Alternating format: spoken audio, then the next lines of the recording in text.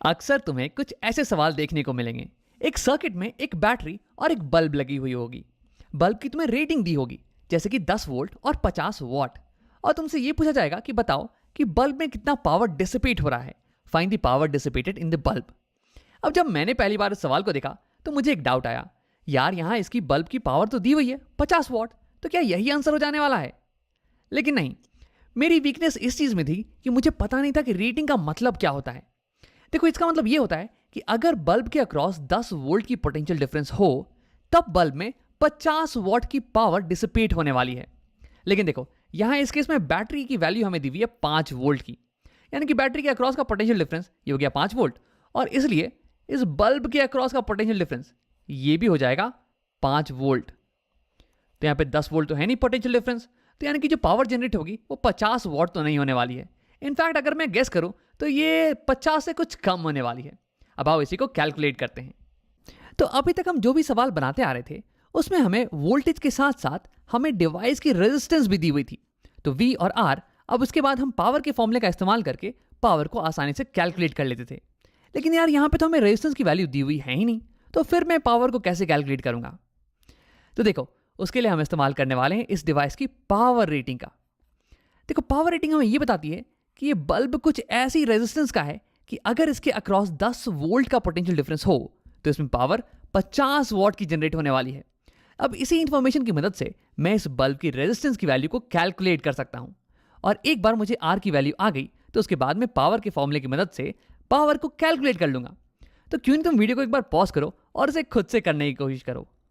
अब अगर तुमने ट्राई कर लिया है तो आओ देखते हैं। देखो, यहां मुझे दिया हुआ है पोटेंशियल और पावर की वैल्यू, और मुझे कैलकुलेट करना है रेजिस्टेंस आर की वैल्यू। तो अगर मुझे पोटेंशियल, पावर और रेजिस्टेंस इन तीनों में कोई रिलेशनशिप पता हो तो मैं इसकी वैल्यू आसानी से कैलकुलेट कर सकता हूं। तो देखो, मुझे पता है कि पावर ये बराबर होता है पोटेंशियल इंटू करंट वी आई के। ये हो गया हमारा मेन फॉर्मूला। और ओम्स लॉ का अगर हम इस्तेमाल करें और वी और आई की वैल्यू को सब्स्टिट्यूट करें तो और अलग अलग फॉर्मूलेस आते हैं। ओम्स लॉ हो गया V is equal to I R, तो वी की जगह पे मैं अगर आई आर डालूं तो मुझे आ जाएगा power is equal to I square into R. Power is equal to I square into R. या फिर मैं इसी फॉर्मूले में अगर आई की जगह पे डालूं I is equal to V by R, तो मेरे पास आ जाएगा V square by R. Power is equal to V square by R. तो देखो, ये वाला जो फॉर्मूला है ये रिलेट कर रहा है पावर, पोटेंशियल और रेजिस्टेंस को। तो इन तीनों की मदद से मैं ये कैलकुलेट कर सकता हूं कि इस बल्ब की रेजिस्टेंस क्या है। आओ इसे करते हैं। तो पावर की वैल्यू हो गई इस केस में 50 watts is equal to V square, और वी की वैल्यू है 10 वोल्ट्स, यानी कि 10 का स्क्वायर ये हो गया 100 डिवाइड बाई रेजिस्टेंस आर, और इसकी वैल्यू तो हमें कैलकुलेट करनी है। अब अगर मैं आर को इस साइड ले आऊं तो R is equal to 100 by 50, और 100 बाई 50 इसकी वैल्यू हो जाती है 2 ओम्स की, यानी कि इस बल्ब की रेजिस्टेंस ये 2 ओम के बराबर है। तो आओ इस सर्किट को थोड़ा सिंप्लीफाई कर लेते हैं। इस बल्ब को हटा के रेजिस्टेंस की वैल्यू लगा देते हैं। तो इसे मैंने पहले ही कर लिया है। बल्ब को हटा के मैंने एक रेजिस्टर बना दिया और इसकी वैल्यू हमने कैलकुलेट कर ली है 2 ओम के बराबर। अब देखो, इस रेजिस्टर के अक्रॉस का पोटेंशियल ये हो जाने वाला है इस बैटरी के अक्रॉस का पोटेंशियल डिफरेंस के, ये 5 वोल्ट्स की पोटेंशियल डिफरेंस है। अब हमें कैलकुलेट करना है कि इस रेजिस्टर में कितनी पावर डिसिपेट होने वाली है। तो इसके लिए हम किसी भी फॉर्मूले का इस्तेमाल कर सकते हैं। अगर तुम इस फॉर्मूले का इस्तेमाल करो, मेन फॉर्मूले का V इंटू आई, तो यहाँ पे तुम्हें इस सर्किट में करंट की वैल्यू को कैलकुलेट करना पड़ेगा। ओम्स लॉ का इस्तेमाल करके मैं ये कैलकुलेट कर सकता हूँ कि इस रेजिस्टर में कितनी करंट फ्लो कर रही है, और उसके बाद में इस फॉर्मूले का इस्तेमाल करके पावर की वैल्यू कैलकुलेट कर लूंगा।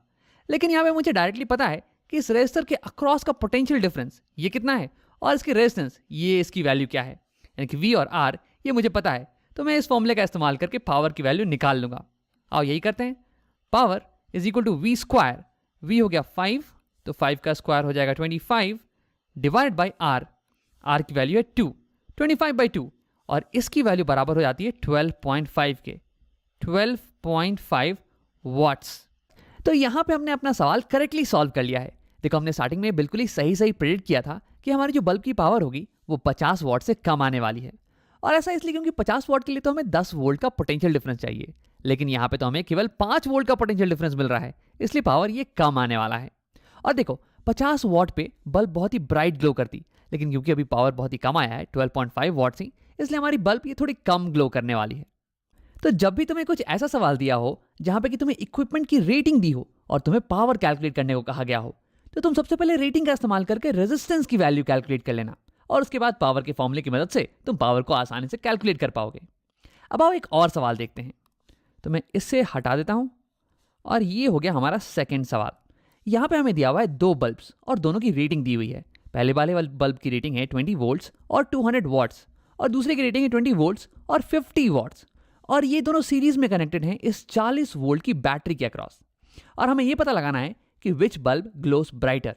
अब इसका मतलब ये हो गया कि जिस बल्ब में ज़्यादा पावर डिसिपेट होगी वो बल्ब ज़्यादा ब्राइटली ग्लो करने वाला है। तो देखो यहाँ पे भी हम बिल्कुल ही सेम चीज़ें करेंगे। रेटिंग का इस्तेमाल करके हम दोनों बल्ब्स की रेजिस्टेंस को कैलकुलेट करेंगे। उसके बाद हमें मिल जाएगा एक सिंपल सा सीरीज सर्किट, और उसके बाद फिर हम पावर के फॉर्मूले का इस्तेमाल करके दोनों में पावर डिसिपेटेड को कैलकुलेट कर लेंगे। तो क्यों नहीं तुम वीडियो को एक बार पॉज करो और इसे खुद से बनाने की कोशिश करो। अब आओ तुम्हारे आंसर को वेरीफाई करते हैं। तो देखो यहाँ पे सबसे पहले मैं रेटिंग का इस्तेमाल करके, बल्ब की रेटिंग का इस्तेमाल करके उसकी रेजिस्टेंस की वैल्यू कैलकुलेट करने वाला हूँ।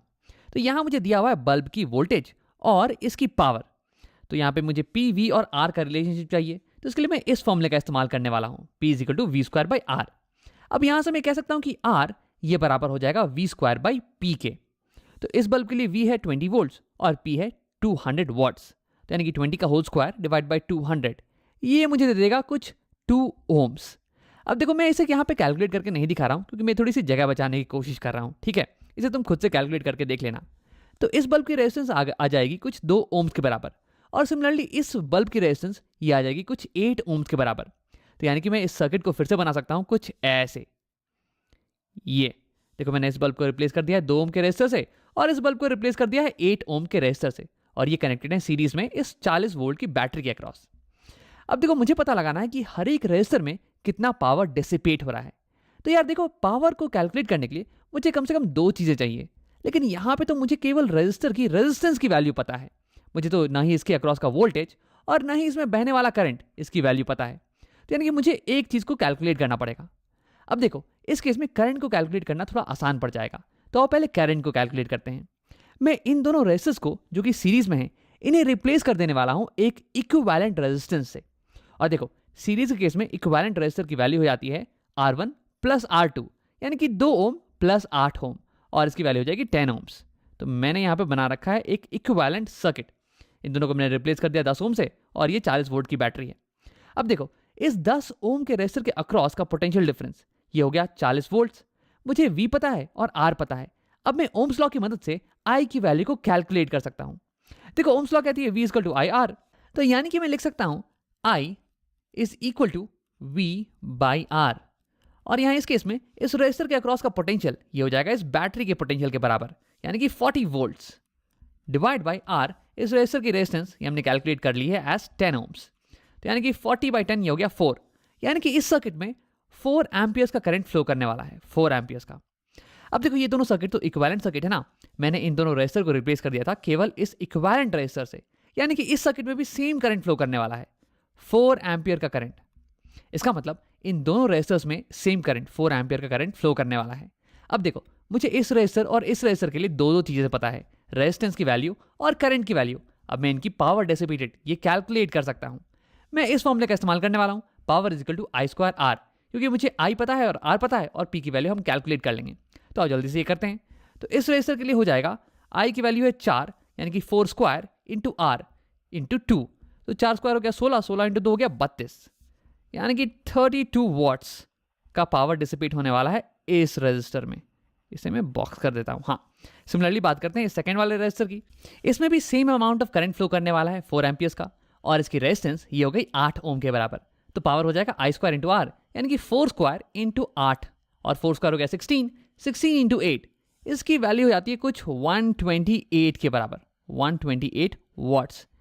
इतना पावर डिसिपेट होने वाला है इस सेकेंड वाले रेजिस्टर में। तो देखो क्योंकि सेकेंड वाले रेजिस्टर में ज्यादा पावर डिसिपेट हो रहा है, इसलिए ये वाला रेजिस्टर या फिर मैं कहूँ ये वाला बल्ब ये ज्यादा ब्राइटली ग्लो करने वाला है। जिसमें जितना ज्यादा पावर डिसिपेट होगा उसमें उतनी ही ज्यादा ब्राइटनेस होने वाली है। तो यहाँ पे हमने अपना सवाल तो सॉल्व कर लिया है, लेकिन यहाँ पे एक इंटरेस्टिंग चीज हो रही है जो कि मैं तुम्हें दिखाना चाहूंगा। देखो इस बल्ब की पावर रेटिंग ये कम थी 50 वॉट, लेकिन इसकी पावर रेटिंग ये ज्यादा थी 200 वॉट, लेकिन फिर भी ये वाला बल्ब ये ज्यादा ब्राइटली ग्लो कर रहा है। तो देखो कौन सा बल्ब कितना ज्यादा ब्राइटली ग्लो करेगा ये उसके ओरिजिनल रेटिंग पे डिपेंड नहीं करता है, बल्कि ये डिपेंड करता है कि बल्ब कैसे कनेक्टेड हैं और किस बल्ब में कितना ज्यादा पावर डिसिपेट हो रहा है फाइनली।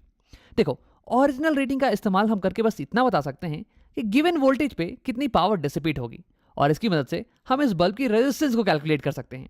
अब फिर उसके बाद पावर के फॉर्मूले का इस्तेमाल करके मैं ये कैलकुलेट कर लूंगा कि हर एक बल्ब में कितना पावर डिसिपेट हो रहा है, जिसमें जितना ज़्यादा पावर डिसिपेट होगा वो उतना ज़्यादा ब्राइटली ग्लो करने वाला है।